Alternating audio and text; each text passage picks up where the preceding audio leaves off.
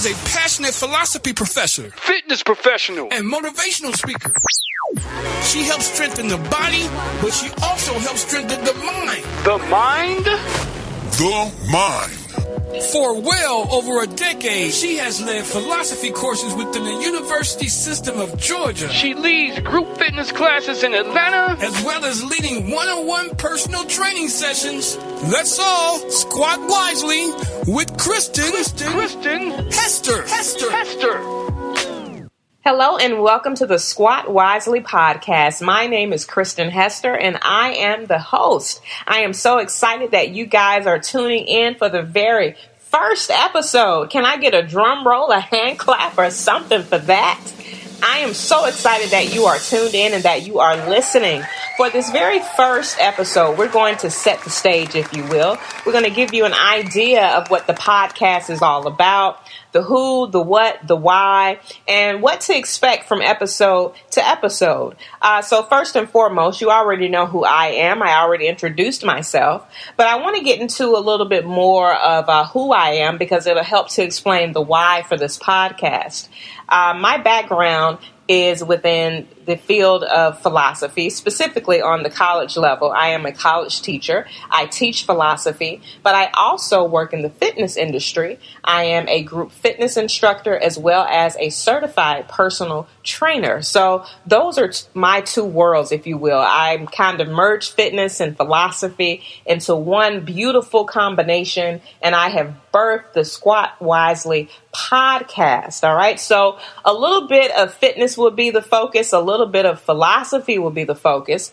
And you'll hear a lot from me as well as other people who are relevant, who can offer some insight on fitness as well as their own unique philosophy. We'll meet people who have very different backgrounds. So you may hear from people who have a perspective on life that you completely do not agree with.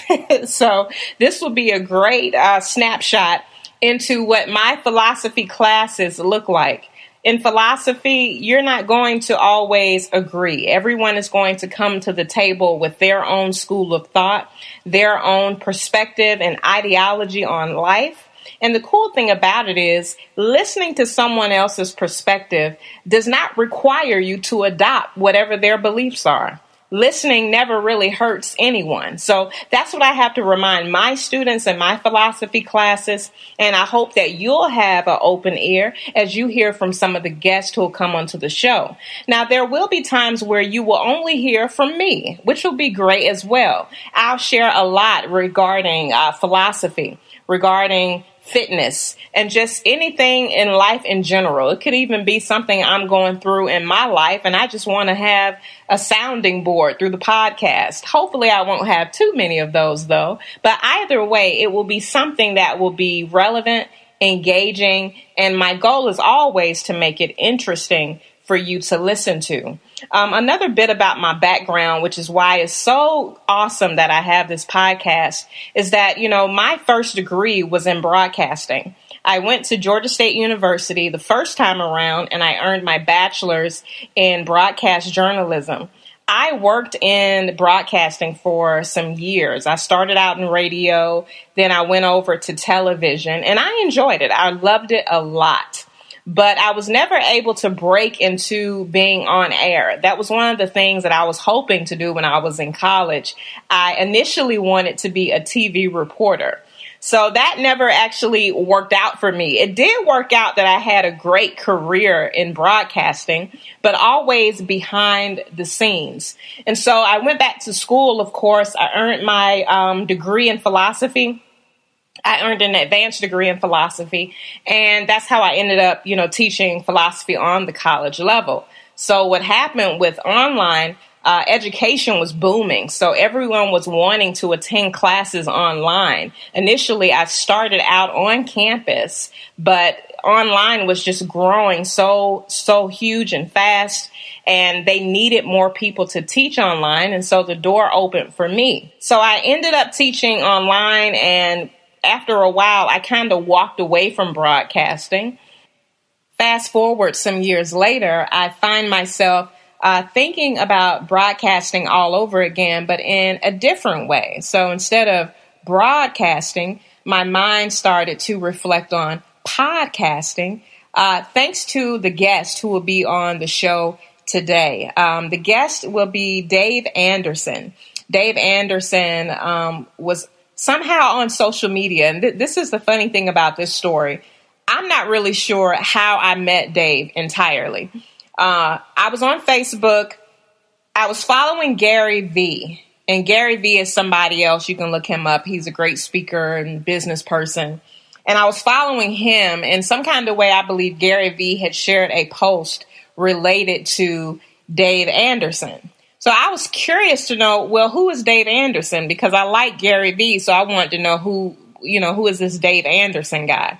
So little did I know, Dave Anderson is kind of a big deal. He's been on The Breakfast Club.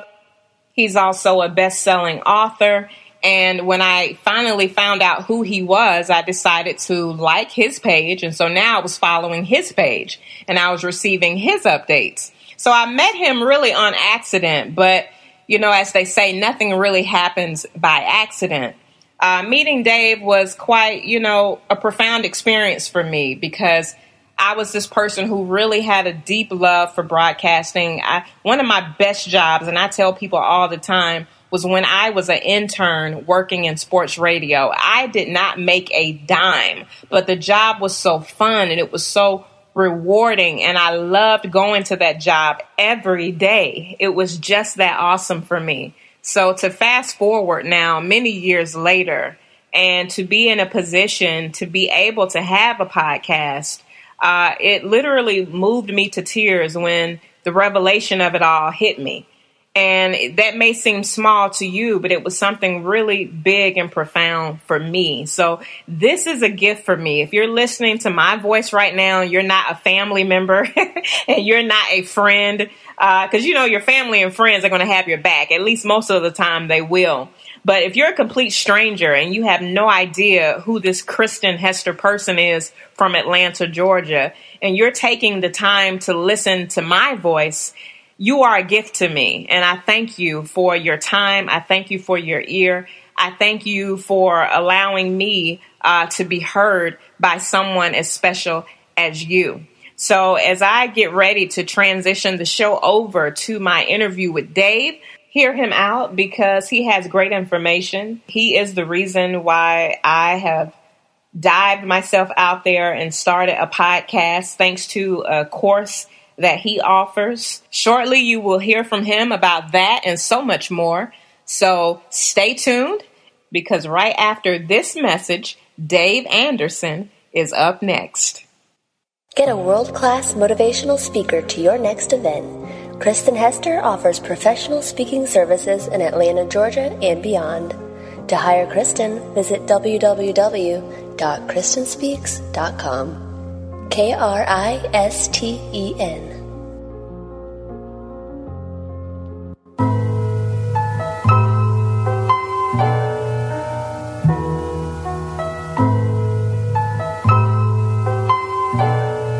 The following segment may contain adult language.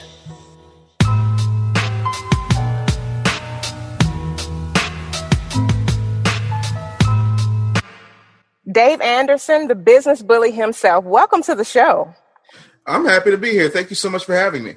I am so honored that you are a part of my podcast because you were a big inspiration and motivation to me even jumping out there and just moving forward with my own podcast. So I am very thankful for your time today.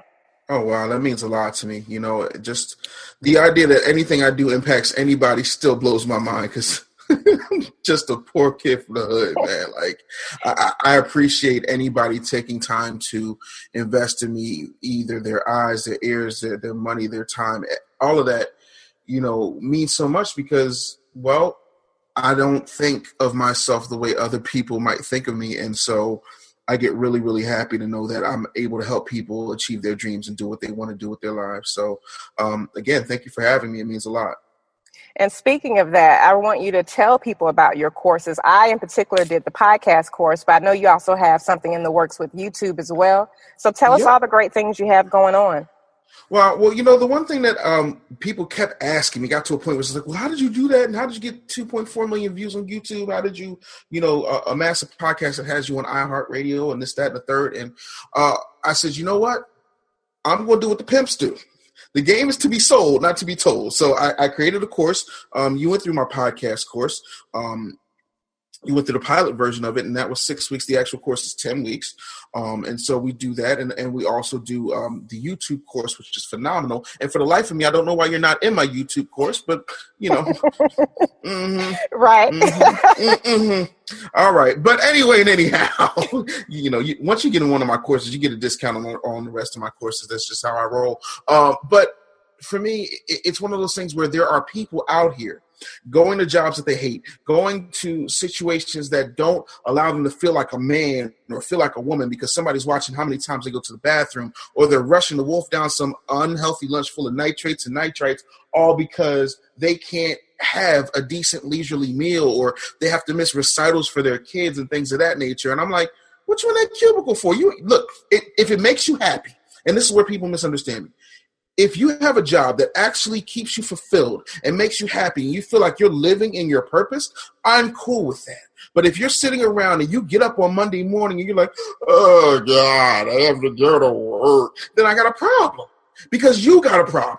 And it is my job to diagnose your problem and give you the prescription. And the prescription is you already have what you need inside of you. I just need to help you pull it out of yourself. And once you do that, you can get free. And that's why I created the YouTube Bully course. That's why I created the podcast Bully. That's why I wrote books, Facebook Live Bully, Snapchat Bully.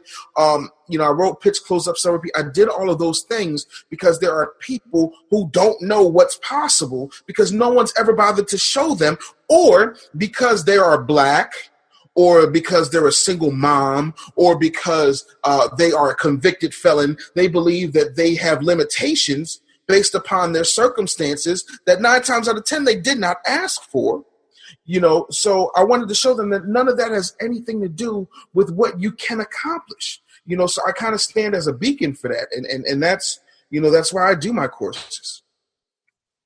And even your own podcast, I know you shared with us in class once about how it's even, therapeutic. It's like your sounding board, if you will. So tell us a little bit about how your podcast has kind of helped you through some dark moments. The one thing that I will say is, as a minister, and I've talked to other ministers, we all say the same thing, that when we get in the pulpit, and for me, my pulpit is not in the church anymore. My pulpit is behind this camera on this microphone when I do a speaking engagement. We're also ministering to ourselves.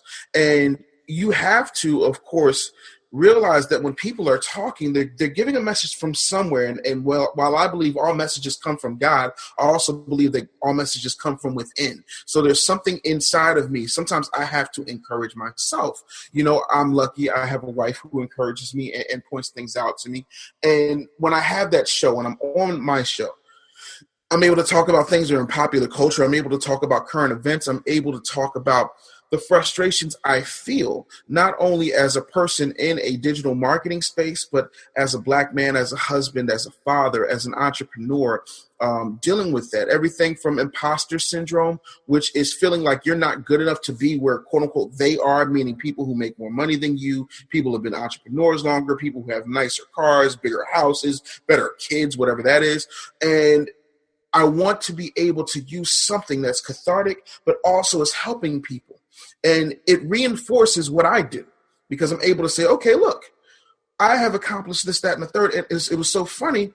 I was talking to a fan, which in and of itself is amazing. I don't understand how I have fans because I'm so mediocre. But, he was like, man, you've done so much of this, that, and the third. And I was like, I don't see it. And my wife was like, what do you mean you don't see it? See, that's your problem. And I said, what do you mean? She says, you are so busy being hungry that you never stop to eat.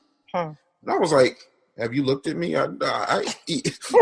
But what she was saying was absolutely true, and it ministered to my soul. Like, I'm so busy off to the next thing. It was like the only time I think I stopped down was when I got the Forbes thing. When I got the Forbes thing, I stopped down.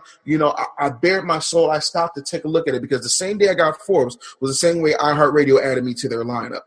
And it just broke me down, because I've been through so much, having worked for what is now iHeartMedia, and having been in the radio industry and having to retire, early, because I'm not meant to be in somebody's box. I'm different. I'm a weirdo, and I'm okay with that. But it was like validation. Not that I needed validation, but